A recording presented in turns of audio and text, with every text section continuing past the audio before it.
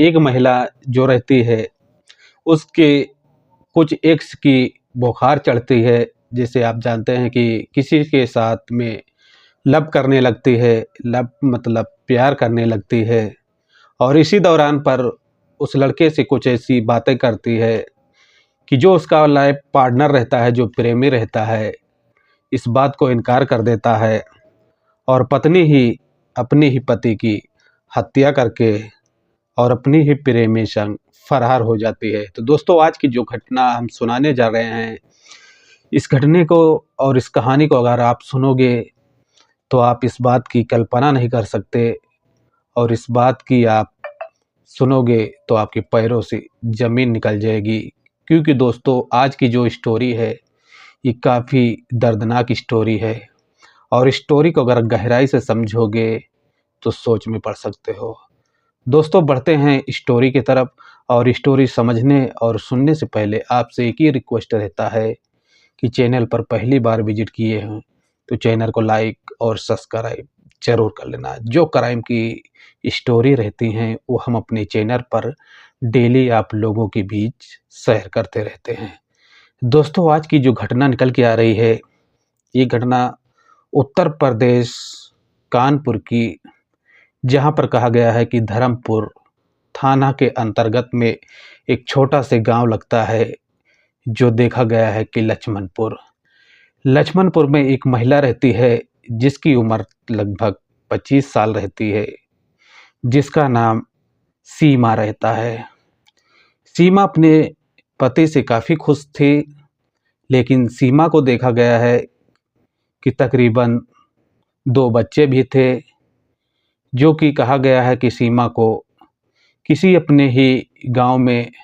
और अपने ही परिवार में किसी व्यक्ति से प्यार हो जाता है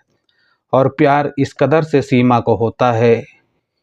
कि सीमा जो रहती है अपने ही पति को ठुकराने और जान से मारने का एक बहुत बड़ा सपना देखती है। हालांकि दोस्तों, आखिरकार सीमा जो रहती है इस घटने को अंजाम देने के लिए अपने प्रेमी के संग मिलकर इस बात की जानकारी देती है, लेकिन जो उसका प्रेमी रहता है धीरेंद्र, वो इस घटने से इनकार कर देता है क्योंकि उसको इस घटने और अपने ही चाचा लगता है दोस्तों उस लड़के का, वो अपनी चाचा की हत्या करने से घबरा रहा था और घबराने के बाद में जो उसकी चाची रहती है इस घटने को अंजाम देती है। दोस्तों, कहा जाता है कि सीमा की जो पति रहता है वो काम-काज करके तकरीबन 11 मई को जब घर पे आता है तो शाम जब हो जाती है तो सीमा देवी जो रहती है अपने पति को कुछ खाने में नशीलीपन की जो पदार्थें होती हैं वो मिक्स कर देती है और जब पति खा लेता है और खाने के बाद में वो उक्त से पहले सो जाता है क्योंकि उसको नशा आ जाता है और नशे में वो काफ़ी गहरी नींद में सो जाता है। हालांकि जो पत्नी रहती है सीमा अपने प्रेमी धीरज के पास फ़ोन करती है और धीरज को घर आने के लिए बोलती है। हालांकि जब धीरज घर पहुंचता है तो पत्नी सीमा जो रहती है धीरे से बोलती है पति की हत्या करने की, लेकिन धीरज जो रहता है इस बात को सुनता है तो उसके पैरों से ज़मीन निकल जाती है और इस बात की वो सोच नहीं कर सकता था कि हमारी चाची ऐसा काम कर सकती हैं। हालांकि देखा गया है और कहा भी जाता है कि धीरज जो रहता है इस बात को इनकार कर देता है और वहीं पर पीछे हट जाता है। पीछे हटने के बाद में पत्नी जो 25 साल की, जिसके पास 2 बच्चे रहते हैं, वो पत्नी ही लकड़ी का एक टुकड़ा लेती है और अपने ही पति के सर पर वार पर वार करने लगती है। हालांकि देखा गया है कि पत्नी जो रहती है अपने पति को मौत के घाट उतार देती है। मौत के घाट उतारने के बाद में कहा गया है कि पत्नी जो रहती है काफ़ी साजिश रहती है, काफ़ी होशियार रहती है। पति को अपने मौत के घाट उतार कर और अपने बच्चे को लेकर छत पे सोने के लिए चली जाती है। जब सुबह का वक्त होता है तो बच्चे जब छत से पहले उतरते हैं तो देखते हैं कि पिता की हमारी हत्या हो जाती है। पिता जो रहता है वो खून से लहूलुहान रहता है। ऐसे में जो छोटे बच्चे रहते हैं वो रोने लगते हैं और चीखने लगते हैं, बिलखने लगते हैं। जब बच्चों की आवाज़ जब बाहर तक जाती है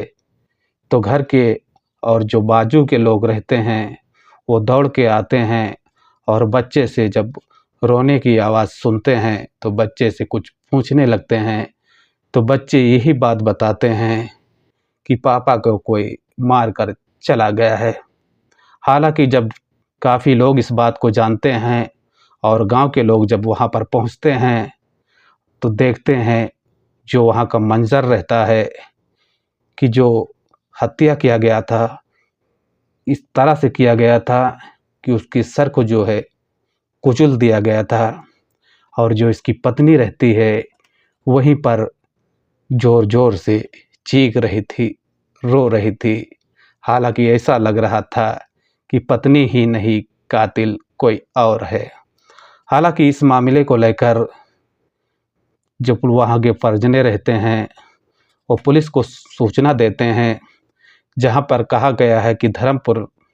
पुलिस स्टेशन को इस बात की जानकारी मिलती है। तो पुलिस जो रहती है इस मौके और इस घटने पर पहुंचकर और बॉडी को अपने कब्जे में लेती है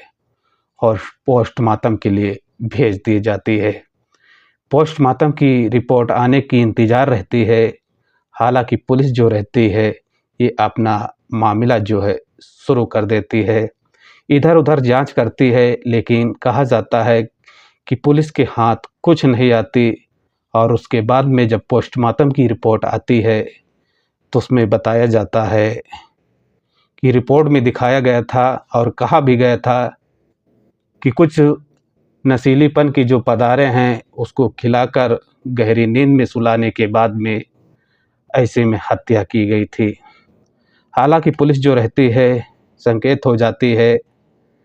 और इस बात की जानकारी फ़ौरन टीम को दी जाती है। फ़ौरन टीम जो मौके पे पहुंचती है तो इस घटने को काफ़ी गंभीरता से जांच करने लगती है। जांच के आधार पर देखा जाता है कि जब पति की रिपोर्ट आती है मृतक की तो उसमें कहा गया है कि साफ साफ दर्शाया गया था कि पति की हत्या कुछ नशीलीपन की दवा खिलाकर और उसके बाद में हत्या की गई है। तो फ़ौरन टीम जो रहती है इस मामले को काफ़ी गंभीरता से लेकर और शक की बुनियाद पर जो उसकी पत्नी रहती है सीमा उसको गिरफ्तार कर लेती है और गिरफ्तार करके जब सख्ती से पूछने लगती है तो सीमा जो रहती है वो टूट जाती है और टूटने के बाद में सारा कुछ तोते की तरह कबूलने लगती है। जब कबूलने लगती है दोस्तों तो देखा जाता है कि सीमा जो रहती है कुछ और लोगों के ऊपर ये इल्ज़ाम लगा रहे थे और ऐसे में कहा जाता है कि वो जो निर्दोष रहते हैं उनको भी पुलिस गिरफ्तार कर लेती है और गिरफ्तार करने के बाद में कहा जाता है कि उनसे कुछ पूछताछ की जाती है और पूछताछ करने के दौरान पर जब पुलिस देखती है कि ये सब बेकसूर हैं तो उनको रिहा कर दिया जाता है, उनको छोड़ दिया जाता है। लेकिन सीमा देवी से जब पूछताछ जारी कर दी जाती है, जब लेडीज़ पुलिस काफ़ी सख्ती से पूछती है तो सीमा देवी जो है कबूलने लगती है और अपने प्रेमी धीरज को भी इस मामले में घसीटती है। घसीटने के बाद में जो महिला रहती है वो अपने ही भतीजे के साथ में प्यार करती थी और उसी के साथ में जीवन अपना बिताना चाहती थी। लेकिन इसके बीच में जो इसका पति था वो दीवार बन रहा था, इसलिए पत्नी जो है पहले ही दीवार को गिराती है और उसके बाद में दूसरा प्लान अपने ही भतीजे के साथ रहना चाहती थी। लेकिन इस घटने को अंजाम देने के बाद में ये पत्नी और जो इसका प्रेमी जो भतीजा है, इस समय देखा जाता है कि चाचा और जो भतीजे हैं,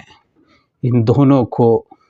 जेल भेज दिया गया है और इनके ऊपर सख्त कानूनी कार्रवाई की जा रही है। तो दोस्तों, ये पूरी घटनाक्रम सुनाने का हमारा क्यों उद्देश्य रहता है कि आपको परेशान नहीं करना, बस आपको जागरूक और संकेत और सचेत करना है कि ऐसी घटनाओं से आपको सावधान रहना है, क्योंकि आए दिन कोई न कोई घटनाएं जो हैं सामने तेज़ी से आ रही हैं। तो इन घटनाओं से आपको बचना है। अगर कहानी में कुछ समझ आया होगा तो वीडियो को लाइक और शेयर और सब्सक्राइब ज़रूर करना। मिलते हैं एक नेक्स्ट कहानी के साथ। अपना और अपनी फैमिली का ख्याल रखना। Okay, bye.